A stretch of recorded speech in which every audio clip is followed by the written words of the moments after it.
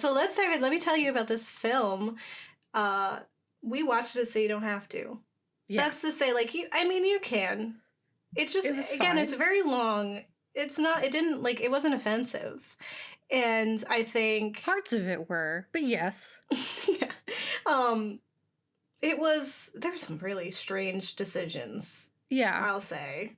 There's, like, a woman who breastfeeds someone else's baby, and it's not really ever talked about, and I just, like, there's a lot that gets picked up and then just stored somewhere, and as someone, like, I remember from, like, creative writing classes when they're, like, your character has a backpack, and as they're, going through the story, they're putting things in the backpack, and everything that goes in the backpack should help them on the journey up this mountain. Right? Yeah. And, like, if it never comes back out of the backpack, don't ever put it in there in the first place. And this film was full of things in the backpack that never came to use. And I was just like, what are we doing with that? Why do we need this? Anyway, here's what it is. It's called Unearth. It's from 2021, like I said. It's about a fracking horror story. Subtle. Unearth follows two neighboring farm families whose relationships are strained when one of them chooses to lease their land to an oil and gas company. In the midst of growing tension, the land is drilled and something long dormant and terrifying deep beneath the Earth's surface is released. And you would read that and you would think, like, Godzilla's coming. It doesn't. It's not Godzilla. It's mushrooms. Yeah. Just like what my face. I was like, oh yeah, mushrooms. Gonna put that on my face. It is directed by John C. Lyons and Dorota Swise, who are, from something I read somewhere, married. I thought that was fun. I was like, oh yeah, that's cute. The description language is interesting because it's like chooses, and like under capitalism, is it a choice? Yeah, we don't have a lot of those. Under a fascist system, is it a choice? Yeah, it's not. They are forced into, they sign off on it, yes, but because they literally have no other choices and their children will die. Yeah. Inevitably anyway, but like, rocking a hard if place. they don't, because they need to pay their bills and send the kid to college, it's not going to get them a job. And you know how we are on the Ghouls. It's just, yeah. Yeah. I love you. I love you too. So, I want to start with two households, both alike in dignity, in fair Pennsylvania, where we lay our scene, from ancient grudge break to new mutiny, where civil blood makes civil hands unclean. You might recognize that from Shakespeare's Romeo and Juliet. Yeah. That's what this film is. That's the whole time. Though, Gabe. Thank you. It was Chef's kiss. I can't do Shakespeare delivery. I don't know I forget the word for it. I mean, you did it just now. You know what it is? No, you know when you have to, like, say it and the syllables have to be all weird, like Shakespeare does? I don't know. You did it. Thank you. I love Shakespeare. And the whole time, I was like, this is just that, because we have these two houses and they're fighting. Yeah. So, the story, I'll go through the synopsis and then we'll talk a bit about, we'll get into it. What happens? But this story follows two feuding families who are equally sad and depressing in rural PA, or what we ghouls here call Pennsyltucky. Yeah. And they're very, like, you quickly forget where it is. Like, you're like, it's in the South or it's Virginia. It's not. It's Pennsyltucky. And there are these two families that have really hit truly rough times. They've lost loved ones. They're struggling financially for a variety of reasons. Most of them being like, the world just isn't, like, America just isn't fit for small farms anymore. And you kind of either have to adjust to that or you lose. And that's that. So when the promise of future, of fortune, escape from the mundanity of farm life and potential redo arrives on their doorstep by the way of a natural gas company called Patriot. It's not hard to understand why this desperate family chose to sell out. Because specifically, like, the one family sold out. And like I said, it's also the name of the... Yeah, Patriot. It's not subtle. And the film isn't subtle, but it also isn't strong enough. And we'll talk about that too. It pulls the weirdest punches. Yeah, and like I said, I watched that documentary, and I do remember in that documentary that they focused really hard on the families that were affected, and the families who had sold their lands and ended up with these issues. Because it was like, the documentary was really trying to say, like, you're not, like, they're not really to blame. Like, yeah, you sold your stuff, but at the end of the day, it like, they didn't know, right? And they Yeah. also don't have, like Kat was saying, they don't really have a choice. And it really stressed that, because there's also the other people who were being affected by, like, what their neighbors had done, because their Yeah, neighbors like, let wasn't these even what people they in did. here. Yeah. Yeah.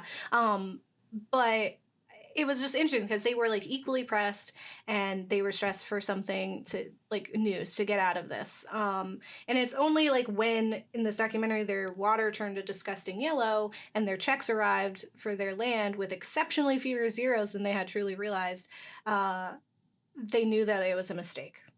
Yeah. And the Dolans and the Lomax, which are the families in this story, experience a similar fate through their turns, though theirs turns much more eco-horror and less sad documentary by the end of it. But it is, like, majority sad time, and then it's like, Yeah. bam, bam, horror. And you're like, wait, what? Oh, yeah. That's What? what's happening. That's what kind of movie this is. It happens so fast, and you're like, what? Who's the bad? I don't know. Yeah. It takes quite a while to get into that horror territory. And it spends the bulk of the runtime as a drama, honestly. Yeah. There's forbidden trysts, there's teenage moms, repressed lesbians, photographers that don't want to inherit a farm job and are sleeping with a dad who is the dad of the lesbian that's in love with you. It's all kind of tangled up in this It and was that, a and you're very like, what's weird incestuous love triangle that was... There was- I mean, it yeah. wasn't incestuous, but it was still It was- very yeah. weird. It was like, you're having sex with my dad, and I love you, I want to have sex with you, and that's weird. And then it was like, It's like also like, a what's the lady who age was in- difference then? right? It's like, where's what? everyone's mom? Where did she go? Why can't I Joe? This whole time. And so much of this film focuses on these two families and their sadness that you almost forget there's imminent threat of an ecological disaster and that this is a horror film. That is until everyone starts drinking the disgusting cloudy water and scratching itches that open skin, revealing growing mushrooms or, like, tentacles of Yeah. mushrooms. Like, you knew, like, as soon as the water was gross and everyone's just drinking it, no one even questions it. No one is like, something's wrong with the water. They're just drinking it. But, like, it's very clear that these are people who are doing what needs to get done and are Yeah. sacrificing their own wellness to do that. And, like, there's even hints at, like, relationship abuse, and these people don't really have agency at all. And so their water starts getting gross, and you know that things are, like, messed up. And so as soon as they were drinking water, and then they have, like, the kid, they have, like, a child in it, I was like, that kid's dead. I was like, that Yeah, kid's it was super a dead. running thing throughout the entire movie. I remember you were like, oh no, that kid is definitely gonna die. Yeah. And then we're like, oh, I don't want that to happen, but I agree with you. And it was just very uncomfortable every time they were on screen. I was Yeah. like, this baby is definitely gonna die. We have seen too many movies. Yeah, it's as soon as you see it. This is like when we were on Horror Queers talking about Mother. As soon as she was pregnant, I was like, that baby dead. So Yeah. sometimes you're just like, you know, right? And I knew. And it's, of course, she, like, used formula too. Like, she wasn't breastfeeding because she's a teenager, and other reasons. Like, a lot of people don't. And she probably couldn't, like, connect. There's probably a lot of things. And so she was using formula, and I was like, big red sign. That poor Yeah, baby because the water, yeah. That baby's like 90% that water and nothing else. So for a movie that is 80% not horror at all, it makes up for lost time in the last 20 minutes, becoming a gory mess of chaos. Not all deaths are eco-based, and it does feel rather like a Shakespearean tragedy at the end, where everyone's just off at each other and no one can be happy. And and of course, something bad's gonna happen to this baby. And I was right. Do not watch this film if you have a weak stomach. Like, you Yeah. can watch, like, the beginning of the film and get sad about the family, and then just leave. Like, Yeah. as soon as, like, the old lady who was super rude to everybody and was up in everyone's business starts to feel sick, just turn it off. Yeah. Because that's when it kind of, like, as soon as she went missing, people were like, hey, something's going on. And then it just like happens. But as soon as like it kicked off, and it was just like you were just sliding down this like narrow slope, being like, what is happening? Who is anyone? What does this do? Like, there's no real explanation, because it's like the fracking. They show the like what happens with the fracking, and it like goes down and it like shakes the earth, and it honestly was kind of, that was horrifying to me. I was like, that seems really scary. Like, I don't think you should be shaking up the earth like that. Yeah. Like, usually when the earth is shaken, it's mad. So I don't know if we should be like antagonizing it and like shaking it up like this. And so it does that, and it releases its like liquid and all this stuff, and it's like going in, and then clearly it makes these cracks, and one of the problems is like the different natural gases coming out, which is what they're looking for, but it's not like you can contain those. They're going through the whatever. And it releases these mushroom things, and you know how I feel about mushrooms. Yeah. And that's what the bad guy is, like the eco bad guy, not like a monster under there, which is what most people think. That's what I thought. I like half read the synopsis, and I was like, You like, when you read it sounds like, yeah. There'll be a little monster that comes out of there. Also, I'm definitely giving the movie way too much credit, but like, what if the reason that it happens like that is because when you're in an economic state in which you cannot really change anything, you are kind of dulled down to the senses of what's happening around you in the world, because you're not in a position where you can really do anything about it because you're economically disenfranchised. So it doesn't become relevant to you until everyone in your family is literally melting and dying around you. But I think I'm giving the movie too much credit for why it chose to do that. I think so too. I think it might be. I feel like, it's like, yes, but also sure. no. I think the kind of the spiral into chaos really is, because that's like what it is, right? Is that it's slowly, there are things happening, and you really don't realize, like, oh, this is a red flag, we need to Little do something things about turn to it, big thing, yeah. until it's too late. But also, like, they knew there was trouble there, and they still couldn't do anything. It's not like they can leave. It's like when you're in a haunted, like, people who buy the haunted house, and people are like, why don't you just leave? It's like, wait, what money? I spent like my entire life savings in this house. There's nothing left. It's this house or bust. Yeah, exactly. And that's like, literally, it's like this farm or bust, and I tried to sell it, and look what happened now. Like, there's mushrooms in me. And and it's like, we don't really know what the mushrooms do. They kind of make you go insane. I don't know.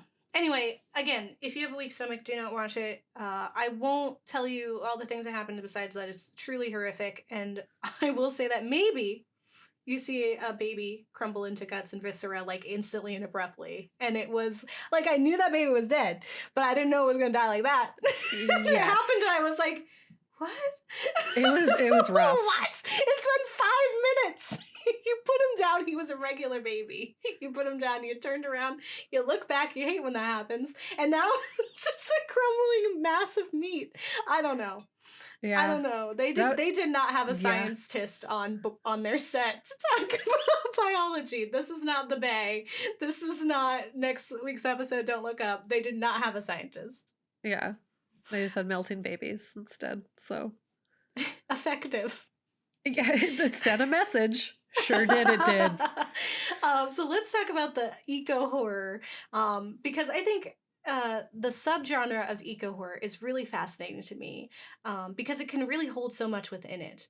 It can tackle our insignificance in the world, that the earth we live on will live on without us or with us, depending on what we're doing. It highlights the terrible ways we are, as a people, affecting nature and wildlife in our pursuit for advancement, which Kaz talked about in her sections. And it highlights the absolutely disgusting power that some people and institutions hold over not only the everyday people, but the entire world. And the crux of that being these companies that do not see people as humans, but rather a number, an obstacle, a slight hurdle to overcome in pursuit of a greater margin. And that's like why eco horror is, because it could pick whichever one of those paths you want, or sometimes they're just by nature intersecting, because it always comes back to like the people in charge or like the people who are Uh-huh. hiding, things or giving misinformation. Um, but I do think that this film, while certainly painting the company, Patriot, whatever, as being unreliable, greedy, and bad, it didn't exactly drive home the message of them being evil, which is what they are. Like Yeah. they are evil. Like we see them once. We see one guy. He offers them a check, and then we never see them again. Um, and there, we really never come that. Instead, we have this intimate story of how two families are affected by this ecological disaster, um, and we get the same issues of contaminated water and less payout than promised due to absurd bills that happen in real life. And then we get this horror.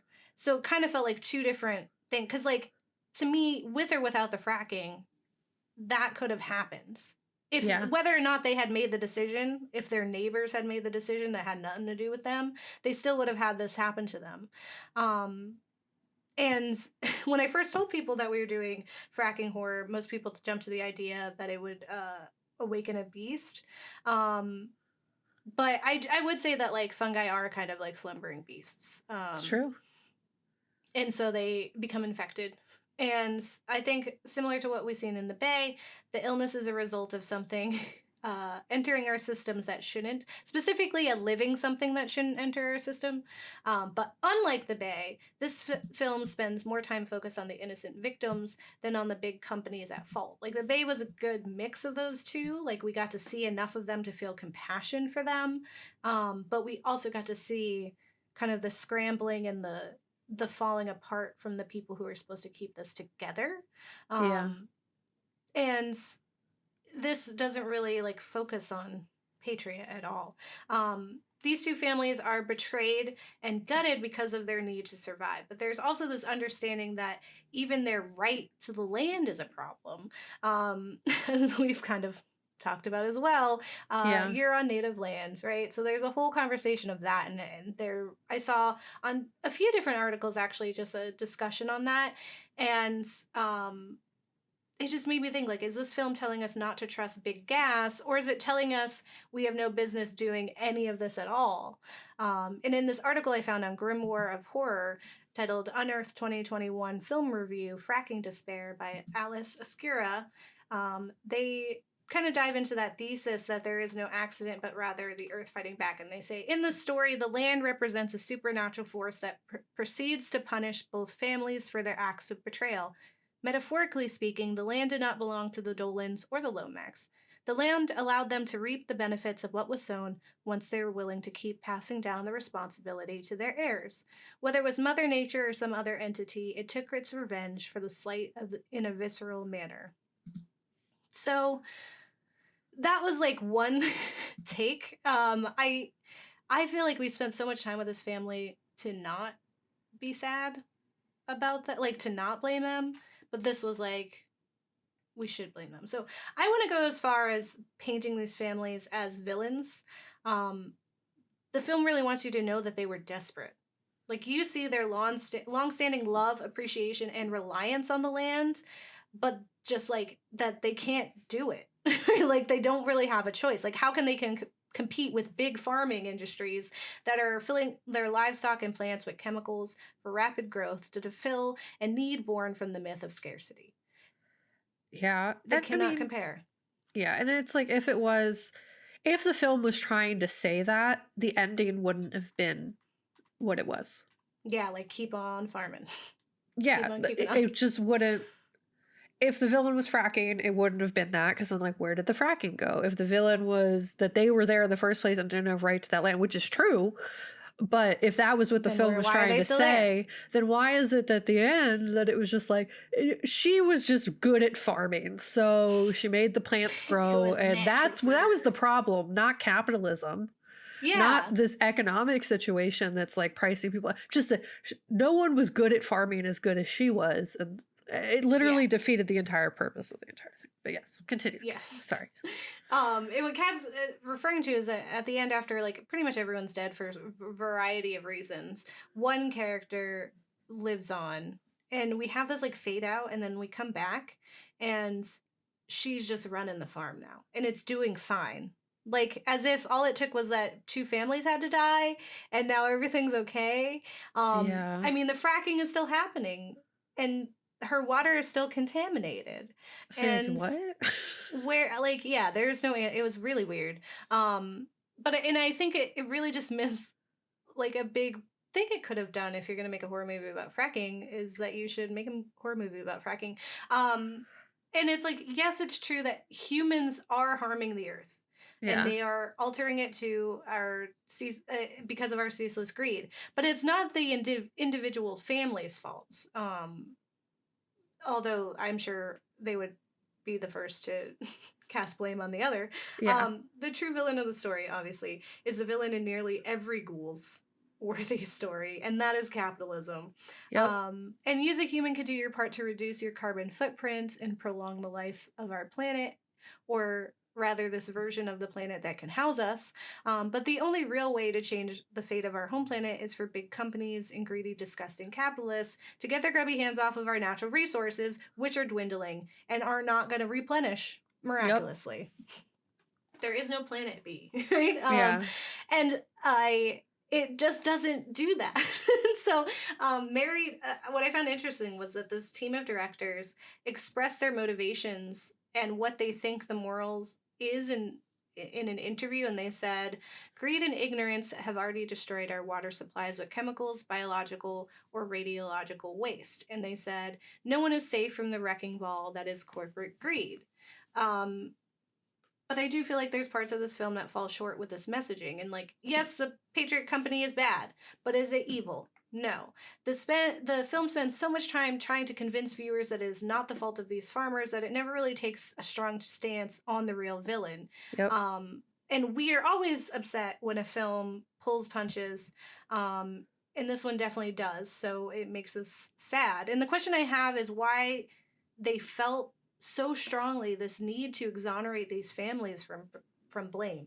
Like the whole time I was like, they are working really, really hard Yeah. to convince me that it's not their fault. And so I was just wondering, like, do people honestly think it's the everyday American's fault for this? And if you do, like, I hope that the film changes your minds. Like, I hope if that's like the impact, like, it isn't like, Yeah.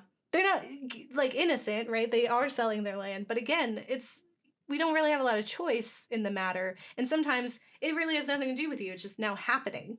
And they totally miss it. Like they could have had a more pushback and had like shown some of the ways that the Patriot Company is, the companies that Patriot Company is representing have used to like trick people or sway them to give it up, and the different like tactics they do, but they don't really do that. The only thing is like they offer them a big sum and then they never get that sum because there's all these like random bills and fees and things like that, which is true. But they totally missed out on like making that a little more obvious. And I think in the end, this film kind of wanted to gruesomely reveal a sad truth that the victims of fracking and other natural resources are always going to be the everyday people who have to settle for this promise of a better future.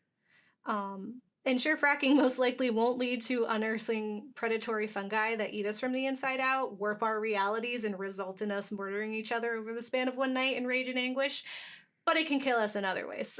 So it is certainly altering our world in ways that even now we truly can't understand and couldn't even predict. And it's probably not too late, but getting to the point where it might be too late to undo what those effects are. Yeah. Yeah, we're 7 years. So close so far. So close though. Right there.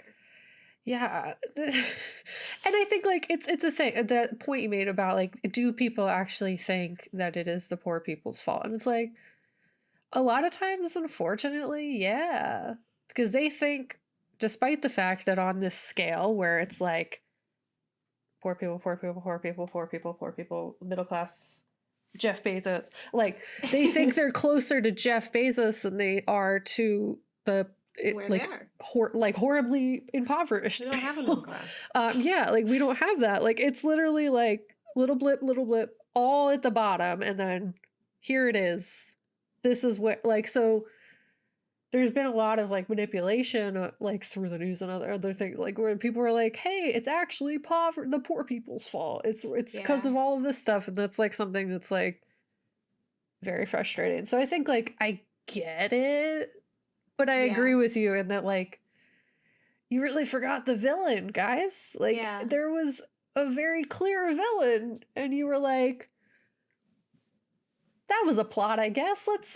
We're gonna take the backpack, we're gonna throw And it then you in call this it a fracking river, and like, You can't subtitle it a fracking horror story and then like not have it be a yeah, fracking horror story. Like like what you decided to hone in on and focus should not have been that family. Like we already felt bad. You didn't have to do all that to make us feel bad about them.